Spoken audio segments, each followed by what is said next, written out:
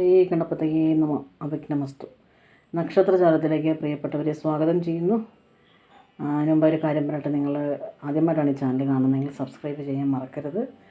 തൊട്ടടുത്തുള്ള bell button കൂടി ഒന്ന് അമർത്തുക. ഇന്ന് നമുക്ക് നക്ഷത്രജാലത്തിലൂടെ തിരുവോണം നക്ഷത്രത്തിൻ്റെ ഈ ജൂലൈ ഓഗസ്റ്റ് മാസത്തിൽ തിരുവോണ നക്ഷത്രത്തിൽ സംഭവിക്കുന്ന മാറ്റങ്ങളും ഗുണദോഷങ്ങളായിട്ടുള്ള കാര്യങ്ങളും നോക്കാം. കോടതി കേസുകളൊക്കെ നടക്കുന്നുണ്ടെങ്കിൽ അനുകൂലമായിട്ട് പ്രതീക്ഷിക്കാം.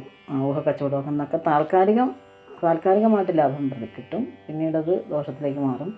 പക്ഷേ വേറൊരു കാര്യം, ഉറ്റ ബന്ധുക്കൾ മറുവശത്ത് വന്ന് ചേരും, നമ്മളിൽ നിന്ന് അകന്നു പോകും. കാർഷിക രംഗത്തുള്ളവർക്ക് പ്രതീക്ഷയിൽ കവിഞ്ഞ നേട്ടം കാണും. നഷ്ടപ്പെട്ട ധനം തിരികെ ലഭിക്കും. ഔദ്യോഗിക രംഗത്തുള്ളവർക്ക് തടസ്സം മാറിക്കിട്ടും. യാത്രാവേളകളിൽ വിഘ്നേശ്വരനെ ധ്യാനിച്ചിട്ട് വേണം ഇറങ്ങാനായിട്ട്.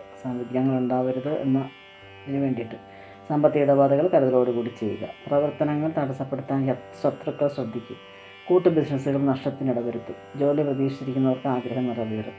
ആഭരണങ്ങൾക്ക് വേണ്ടി പണം ചെലവഴിക്കും. മാതൃഗുണം കൂടും. അയൽക്കാരുമായി മെച്ചപ്പെട്ട സൗഹൃദം ഉണ്ടാക്കുന്നതിന് ശ്രമിക്കും. പുതിയ സംരംഭങ്ങൾ ഏറ്റെടുത്ത് നടത്തുന്നതിനിടയുണ്ട്. വിദ്യാഭ്യാസ രംഗത്ത് അനുകൂലമായ മാറ്റങ്ങൾ കാണുന്നു. സഹപ്രവർത്തകരുമായി അകലുവാനിടയുണ്ട്. അതുകൊണ്ട് സൂക്ഷിച്ച് കണ്ടൊക്കെ സംസാരിക്കുക. ഈശ്വരൻ ചിന്ത കൂടുതലായി കാണുന്നു.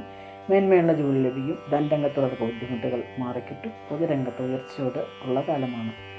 ഇതൊക്കെയാണ് തിരുവോണ നക്ഷത്രത്തിൻ്റെ ജൂലൈ ഓഗസ്റ്റ് മാസത്തെ മാറ്റങ്ങളും ഗുണദോഷങ്ങളും ഒക്കെ.